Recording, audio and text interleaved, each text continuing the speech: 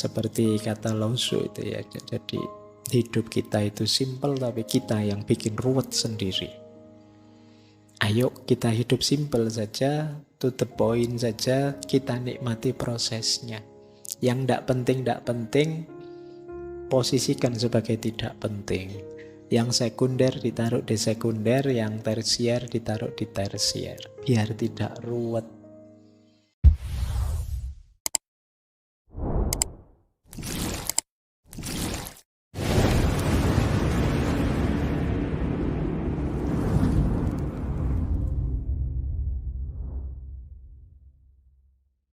Oke, bismillah. Assalamualaikum warahmatullahi wabarakatuh. Dari buku-bukunya Honore, kalau saya simpulkan, setidaknya ada 10 prinsip pokok dari slow living. Jadi kalau kalian ingin hidup yang slow, perhatikan 10 ini. Yang pertama, kesadaran. Yang tadi kita sebut mindful tadi. Mari hidup secara sadar. Untuk yang pertama ini ya kita banyak belajar misalnya dari Socrates tentang self-awareness, tuntutan untuk mengenali diri, menyadari diri. Siapa aku? Apa kelemahan-kelebihanku? Aku tipe orang yang seperti apa? Ini kesadaran-kesadaran diri. Di situ nanti kita bisa ngukur, oh saya mampunya sejauh ini. Kalau kerja fisik seperti ini ya saya bisanya yang selevel ini dan seterusnya. Jadi ini yang pertama, kesadaran. Yang kedua, keseimbangan. Jadi slow living itu seimbang. Jangan fokus nyari kesenangan fisik saja, lupa kepuasan batin kita. Atau mengejar ambisi kepuasan batin saja, lupa kesehatan fisik kita. Harus seimbang. Pikiran, mental kita, jasmani kita, rohani kita itu harus seimbang, semuanya kita urusi dengan baik. Jadi kalau dalam agama ditambahi lagi ya dunia ya akhiratnya. Harus seimbang. Ini kunci kedua. Jadi kalian merasa, Pak, saya ritmenya tepat, Pak, tapi kamu yang diurusi hanya urusan kesenangan materi saja, ya masih belum seimbang. Prinsip kedua, keseimbangan. Kemudian prinsip ketiga, kualitas di atas kuantitas. Awas jangan keliru, kuantitas itu untuk mendukung kualitas. Jadi jangan fokus di kuantitasnya, tapi fokus di kualitasnya.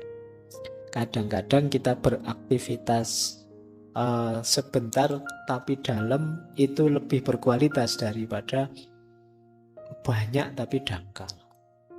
Yang tadi banyak contohnya ya. Jadi bagaimana ketika terlalu fokus pada kuantitas kita mengabaikan kualitas.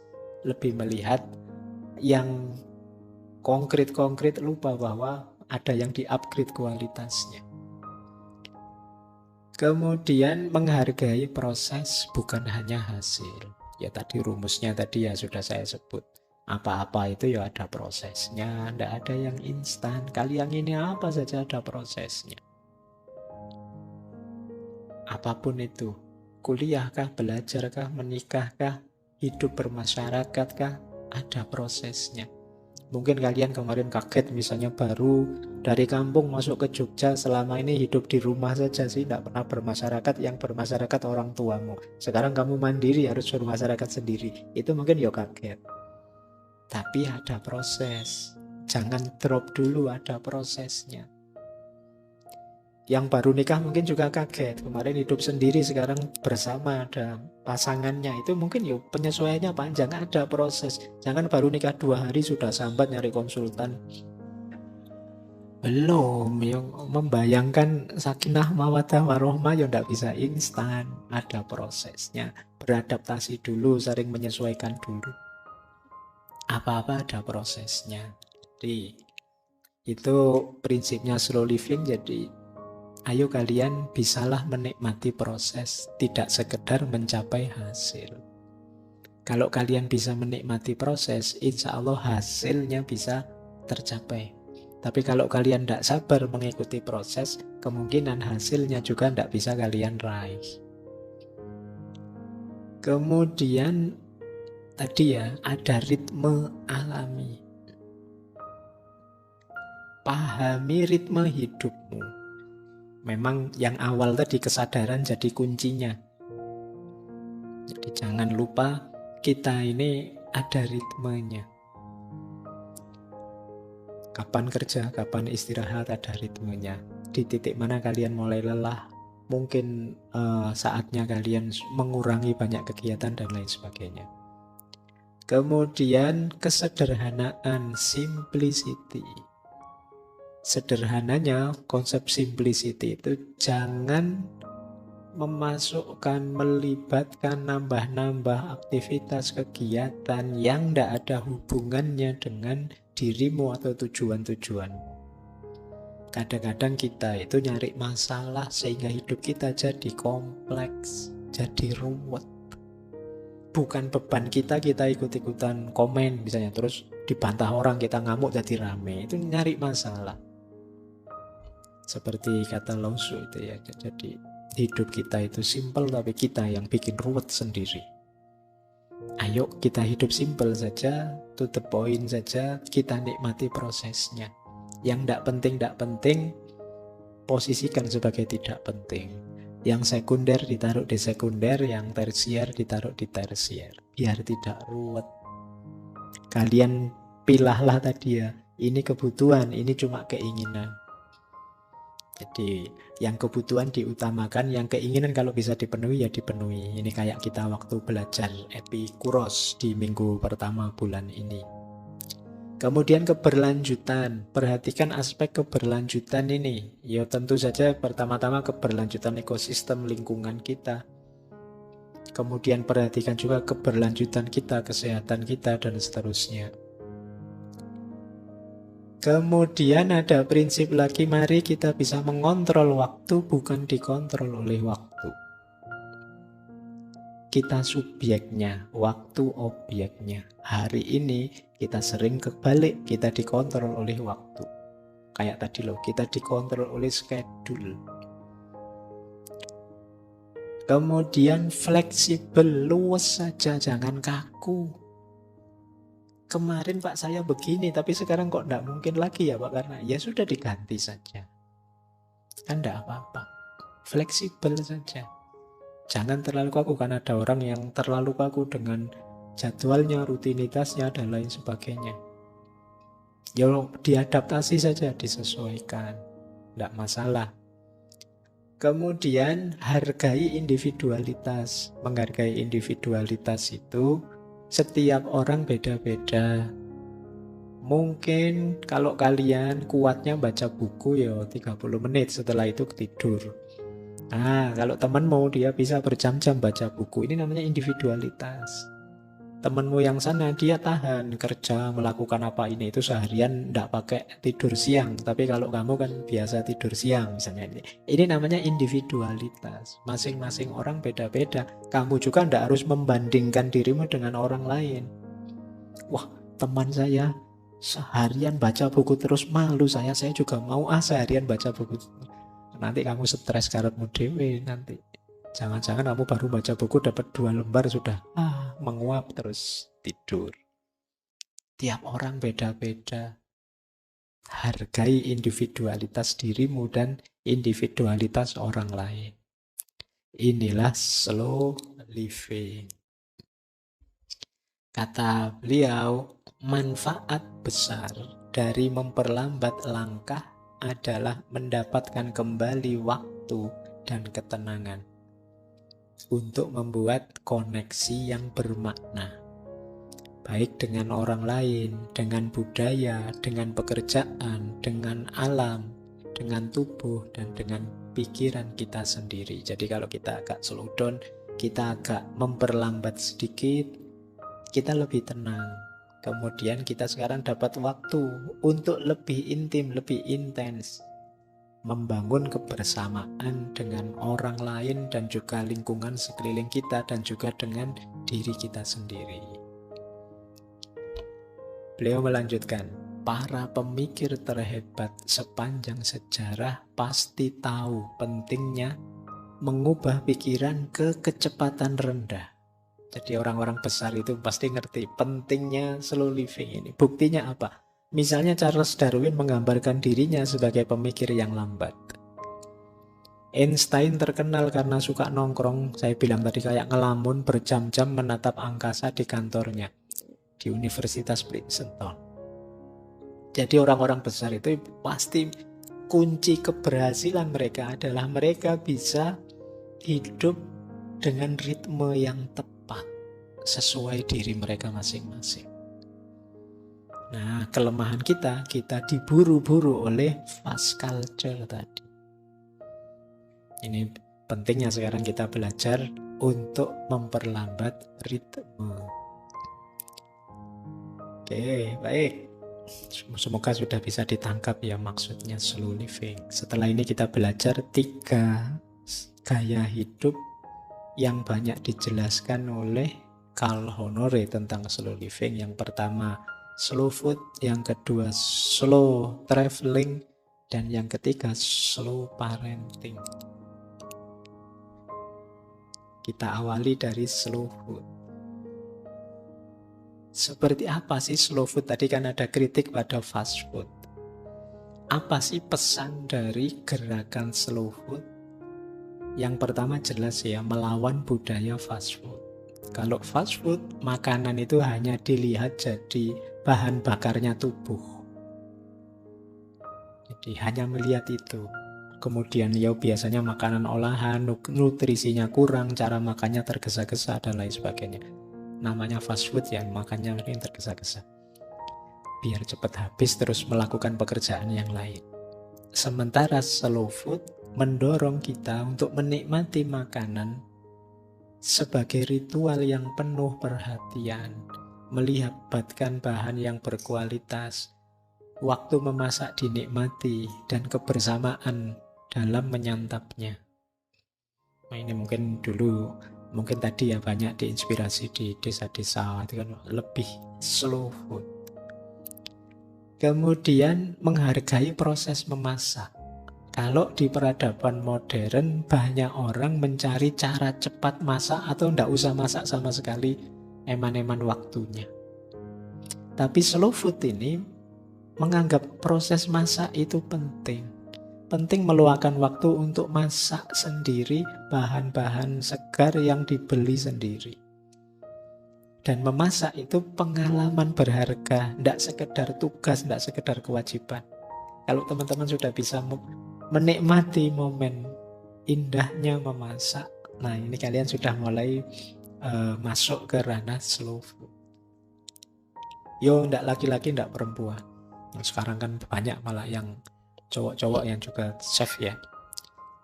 Saya tidak tahu kalian apa bisa masak apa enggak. Tapi biasanya kalau kalian masak sendiri, itu rasanya seperti apapun, ayo saja dimakan. Sudah terlanjur dimasak. Itu nikmatnya orang masak sendiri. Saya ngalami dulu di pondok itu begitu, bisa rasanya kayak opo, anunya kayak opo, dimakan saja. Dan indah kebersamaannya, proses masaknya, dan lain sebagainya. Yang ketiga, slow food itu punya visi tadi ya, bahan makan yang lokal dan berkelanjutan.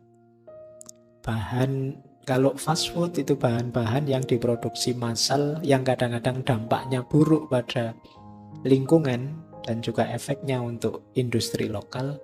Kalau slow food bahannya lokal, organik, musiman, sesuai musimnya.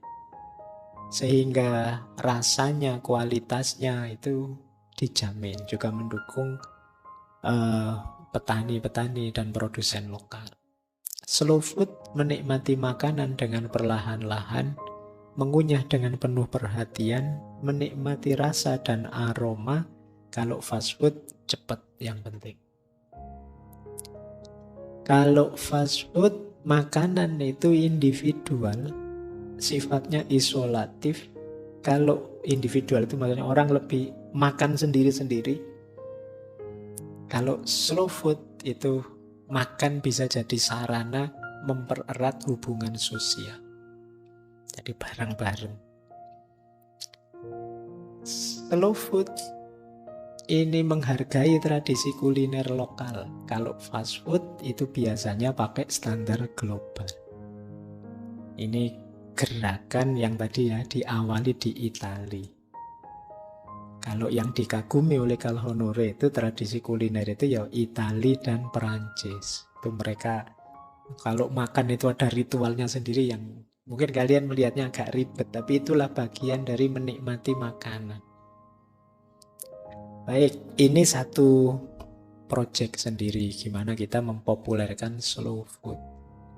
Boleh nanti kalian mungkin ada yang terinspirasi bikin semacam ya, yang lain-lain pakai judul fast food, kamu mungkin bikin warung yang judulnya slow food. Nanti masaknya lama enggak apa-apa, dinikmati. Jadi nanti kalau pelanggannya enggak pakai lama ya, mau enggak bisa, di sini slow food. Jadi kita santai. Silakan dinikmati. Baik, ini yang jadi fokusnya owner. Yang kedua, slow travel. Ini tadi yang kok transportasi traveling itu. Banyak di antara kita yang melakukan perjalanan tapi tidak bisa menikmati perjalanan karena orientasi cepat tadi. Maka beliau menawarkan semacam slow travel. Slow travel itu fokus juga pada proses, tidak hanya tujuan. Kalau fast travel itu yang dilihat biasanya tujuannya, gimana caranya nyampe cepat ke sana. Tapi kalau slow travel itu menikmati proses perjalanannya, menikmati pemandangannya, menikmati ketemu banyak orang, berinteraksi banyak orang, menikmati momen kesendirian, lihat pemandangan pinggir jalan. Ini namanya slow travel.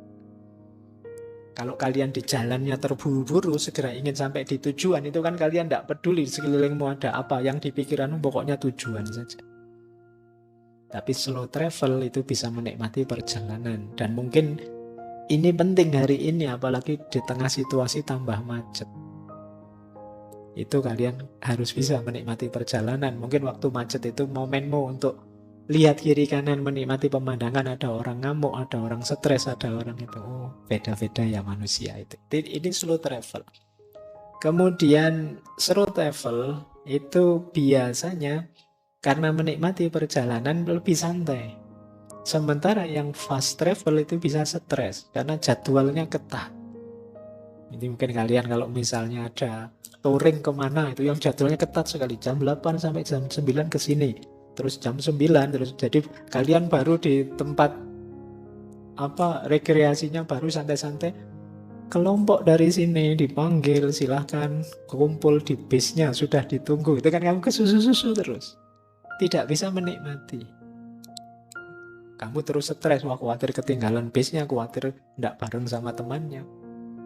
Maka upayakan bisa slow travel, menikmati perjalanan. Kemudian slow travel itu biasanya lebih ramah lingkungan, kata Honore. Kendaraan-kendaraan yang lebih cepat itu biasanya lebih boros BBM-nya. Lebih tidak ramah lingkungan dengan polusinya. Coba cek slow travel yang lebih lambat. Pakai sepeda, jalan kaki, kereta zaman dulu itu ya lebih nikmat. Slow travel. Zaman saya kecil dulu masih banyak orang mungkin jualan ya, yang pakai sapi itu, yang ada keretanya, terus sapinya jalan kadang antar kabupaten pelan-pelan Saya dulu kalau ke sekolah sering gandol orang yang bawa sapi itu. Sekarang tidak ada, saya jarang ya. Jadi, nah ini slow travel, kamu bisa menikmati perjalanan, kamu bisa lihat kiri kanan, asik lihat keindahan pemandangan dan lain sebagainya. Ini slow travel. Lanjut. Slow travel membuat kita santai dan banyak waktu untuk merenung. Fast travel tidak ada waktu. Waktunya padat, lari-lari, dikejar-kejar terus oleh timing. Dan slow travel biasanya lebih ramah untuk ekonomi lokal karena orang menghabiskan waktu lebih panjang, menginapnya di penginapan-penginapan lokal, restoran keluarga, souvenir kerajinan tangan, dan lain sebagainya itu lebih lokal. Kalau yang fast travel biasanya ya industri pariwisata besar, global, dan lain sebagainya. Jadi ini ranah kedua yang banyak dikritisi oleh Carl Honore. Kita kan tiap hari melakukan perjalanan, tapi kita jarang menikmati jalan. Kita biasanya dikejar-kejar oleh tujuan. Lanjut. Sekarang slow parenting. Yang tadi beliau gelisah karena beli buku untuk anaknya tadi loh. Buku cerita. Nah, terus menginspirasi gagasan slow parenting. Apa yang harus dilakukan dengan slow parenting? Yang pertama, banyak orang tua hari ini yang membebani anaknya dengan berbagai aktivitas. Yo sekolah, yo les, yo olahraga, kursus ini itu. Pinginnya anaknya jadi unggul di segala bidang. Dari 7 pelajaran, yang lain 999, yang 16 saja itu terus anak itu diamuk, dikursuskan. Ini banyak sekali beban yang diberikan pada anak-anak. Slow parenting itu apa? Anak-anak tidak membutuhkan jadwal sepenuh itu. Mereka lebih banyak butuh waktu untuk bermain bebas, waktu untuk bermimpi, mengeksplorasi dunia dengan cara mereka sendiri. Bayangkan sekarang anak-anak full, misalnya ada yang di sekolah, nanti pulang sore les, setelah les terus pulang sebentar, terus habis maghrib ngaji, dileskan ngaji, setelah itu ke ngaji disuruh belajar ngerjain PR buat besok. Gak ada waktunya mereka untuk belajar, gak ada waktunya untuk bermain, gak ada waktu mereka bebas. Ini maka prinsip pertama slow parenting apa? Kurangi jadwal yang berlebihan. Yang kedua, slow parenting itu memberi kebebasan pada anak. Iya, memang ada hal-hal yang harus diatur orang tua, tapi beri juga anak hal-hal yang dimana mereka memutuskan sendiri. Orang tua modern itu banyak cenderung mengatur setiap aspek kehidupan anaknya, sampai hal-hal paling kecil. Mbok sudah, kalau yang tidak terlalu urgent biarkan anak ini memutuskan sendiri. Misalnya sekedar sore ini pakai baju apa ya, biar dia milih sendiri. Ada banyak hal yang tidak penting, biar dia milih sendiri. Mungkin termasuk ingin makan apa besok dan lain sebagainya. Tapi biasanya orang tua itu cenderung ngatur semuanya. Biarkan anak-anak bebas belajar dari pengalaman mereka. Biarkan mereka latihan milih, latihan mandiri, biar mereka percaya dengan dirinya. Jadi ini slow parenting. Biasanya kita itu yang punya anak itu agak terlalu posesif sama anaknya, khawatir ini, khawatir itu, maka A sampai Z-nya diatur. Akhirnya apa? Anak ini jadi tidak mandiri. Dia tidak percaya diri memutuskan sendiri. Dia selalu ragu-ragu karena selama ini diputuskan oleh orang tuanya. Khawatir salah dia, mungkin ditanyakan lagi ke orang tuanya, ini benar tidak saya begini? Karena dia selama ini selalu diputuskan, tidak memutuskan sendiri. Jadi prinsip kedua, beri bebasan pada anak-anak biar mereka percaya diri dan merasa dihargai. Jangan lupa, anak-anak usia awal, usia ABG, usia SMP itu biasanya krisis eksistensial mereka adalah krisis pencarian jati diri. Mereka ingin diakui. Cuma biasanya kita mengabaikan itu dengan cara ngatur segala hal. Seolah-olah mereka itu tidak layak memutuskan untuk hidupnya sendiri. Nah ini terus biasanya mereka krisis, terus memberontak, melakukan hal-hal yang kadang-kadang negatif. Maka jangan kaget. Perilaku kriminal yang muncul hari ini kadang-kadang yang melakukan anak kecil-kecil. masih SMP dan lain sebagainya. Terus tadi ada istilah ritme alami.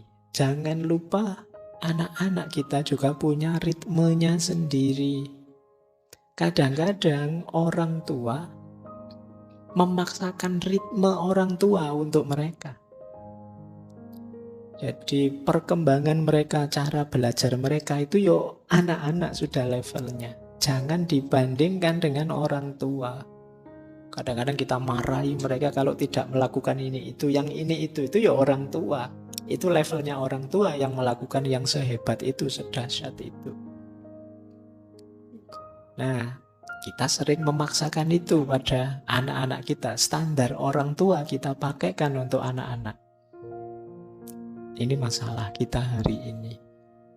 Kita tidak melihat bahwa dulu kita waktu kecil misalnya mungkin jauh lebih jelek, jauh lebih lemah daripada anak-anak kita. Ya tentu saja dengan standar orang tua sekarang mereka di bawah kita. Tapi ya mereka ada ritmenya sendiri. Kita sering memaksakan ritme kita untuk mereka. Ya wajar saja kalau anak-anak banyak mainnya. Terus orang tuanya marah. Main terus tiap hari main game saja. Iya memang anak-anak. Itulah usia mereka. Itu yang sering kita lupakan. Kita pakai standar kita untuk mereka. Ritme kita untuk mereka. Kemudian kritiknya Honor lagi. Hari ini orang tua lebih banyak fokus pada prestasi anaknya daripada kualitas hubungan dengan anaknya. Jadi anak-anak ini jadi jalan untuk kebanggaan orang tuanya, sehingga kemana-mana yang dituntut ke anak-anak ini mereka harus berprestasi ini, berprestasi itu, bisa ini, bisa itu, akademik lah, olahraga lah, dan lain sebagainya. Sementara hubungan yang lebih dekat, lebih dalam tidak terjalin. Jadi padahal anak-anak ini membutuhkan waktu kebersamaan yang berkualitas dengan orang tua. Sementara orang tua abai dengan itu. Orang tua pada anaknya banyak isinya hanya menuntut saja. Menuntut ini, menuntut itu. Lupa bahwa mereka juga manusia yang punya keinginan sendiri, yang punya cita-cita sendiri, dan juga punya ritmenya sendiri. Lanjut. Nah, terus yang sering dilupakan oleh orang-orang tua pada anak-anak adalah seringkali orang tua kehilangan momen kecil kebersamaan dengan anak-anak mereka. Ngobrol yang berkualitas, bermain bersama yang berkualitas, membaca bersama, jalan-jalan pagi bersama, ini kan momen-momen kecil. Tapi sering diabaikan, tidak dianggap penting. Kadang-kadang anak dianggap mengganggu saja. Nah ini penting ya teman-teman, saya tahu sebagian besar belum punya anak yang hadir malam hari ini, tapi ini jadi peringatan buat kalian besok. Seperti kata Khalil Gibran itu loh, anak-anak kita itu hakikatnya bukan anak-anak kita, mereka punya dunianya sendiri, bukan milik kita. Kita bisa mengarahkan mereka, tapi seperti apa laju, nasib, dan gaya hidup mereka itu ada di tangan mereka sendiri. Baik, jadi ini slow parenting, efek, jadi lanjutan dari isu tadi ya, slow living tadi. Yuk, jangan terlalu keburu nafsu, dikejar-kejar oleh prestasi ini, prestasi itu, ingin target ini, target itu, sampai lupa cara kita ngomong yang baik pada anak-anak kita. Isinya dikejar prestasi saja terus kita, sehingga anaknya dituntut saja terus. Baik, jadi ini 3 wilayah tadi sudah, parenting, traveling, dan food. Sebenarnya masih ada sekarang banyak isu-isu yang lain. Masih ada slow fashion. Slow fashion itu gaya kita berbusana, pakai baju. Kita banyak sekarang slow fashion itu Misalnya dengan bahan-bahan yang tidak ramah lingkungan, kemudian mengutamakan tren sesaat, jadi sehingga di kamar kita, di lemari kita itu banyak sekali baju yang mungkin sudah pensiun tapi masih bagus karena kita gonta-ganti tren terus. Ini namanya tidak efektif, dikejar-kejar tren, dikejar-kejar gaya. Ada hubungannya dengan slow fashion. Dan masih banyak lagi ranah slow ya, mungkin nanti ada slow education dan lain sebagainya. Cuma pada intinya ya prinsip-prinsip slow living seperti yang saya jelaskan tadi.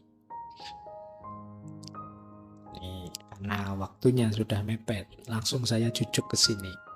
Tipsnya sekarang. Pak, sejak tadi kan diajari caranya slow, hidup yang slow. Nah, sekarang memulainya bagaimana? Gimana memulai slow living ini? Kalau bahasa sehari-hari, ngeremnya bagaimana Pak? Ini sudah terlanjur cepat ini ritme hidup saya. Yang pertama, breathe. Ini sebenarnya diambil dari salah satu wawancara dengan Honore. Breathe itu bernafas dalam-dalam. Ini awalnya ya, ambekan. Ya masuk mau ndak bernafas. Tapi bernafas yang dalam maksudnya. Bernafas yang dalam itu lumayan meredakan tensi, lumayan meredakan ketegangan, lumayan ngerem. Kalau kalian sedang sumpek apapun, ambil nafas sedalam-dalamnya, diulang sampai 3 kali, itu bisa turun. Oke, jadi yo paling ndak darahnya ndak naik lagi.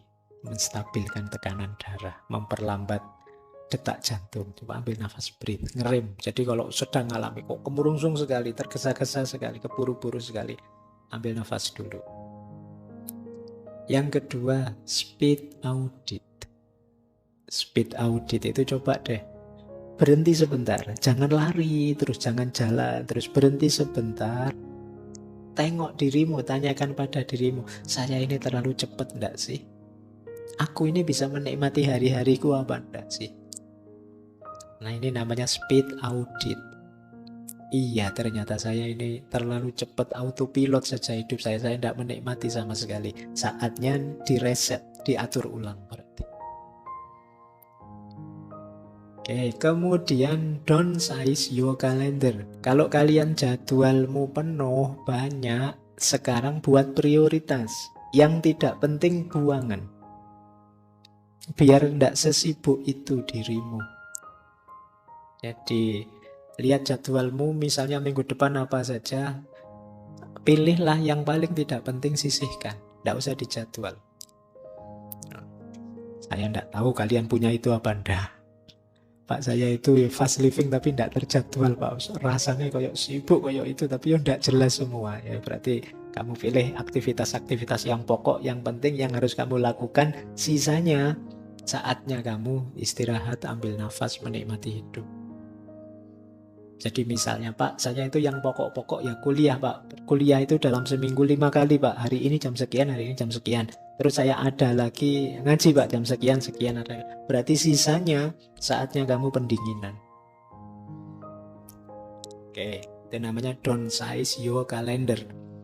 Kemudian schedule unscheduled time.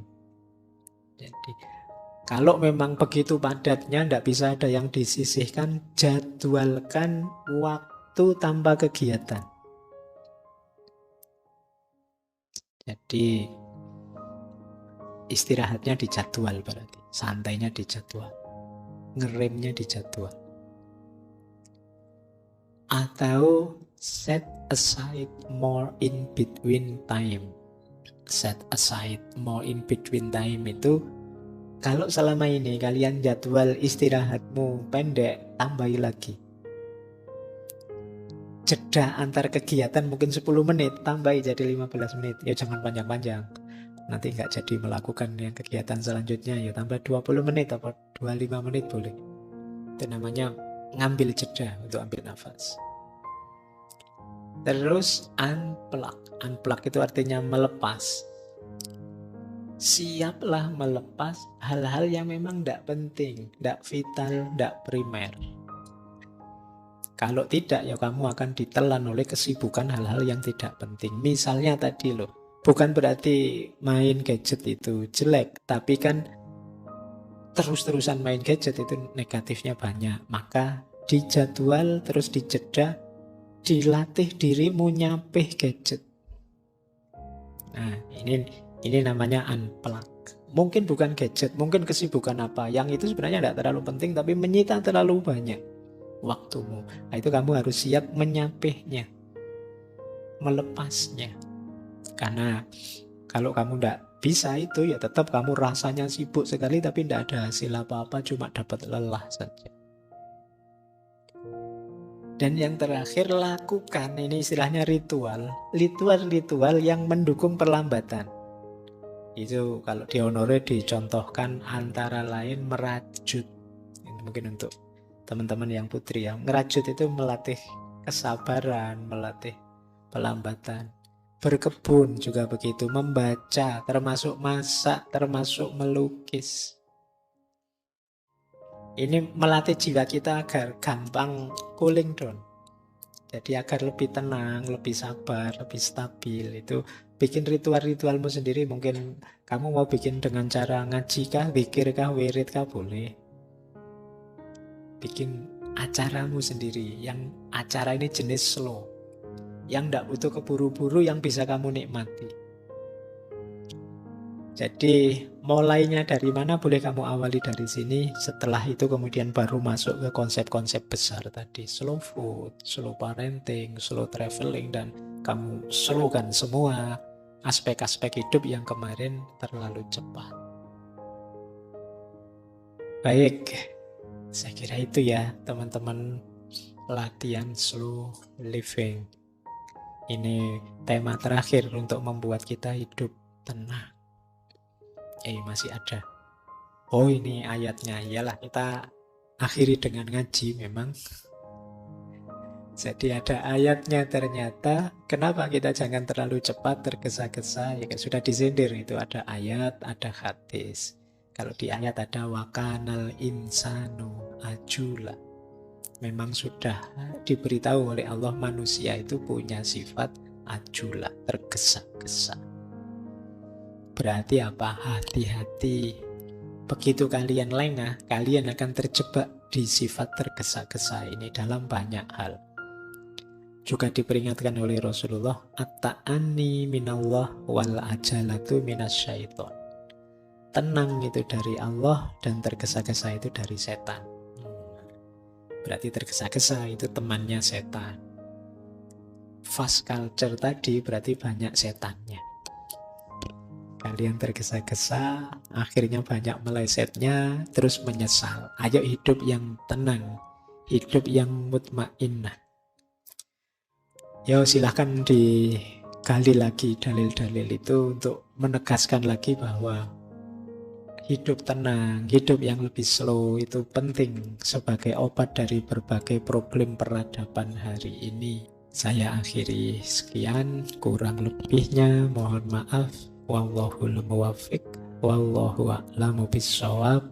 Wassalamualaikum warahmatullahi wabarakatuh.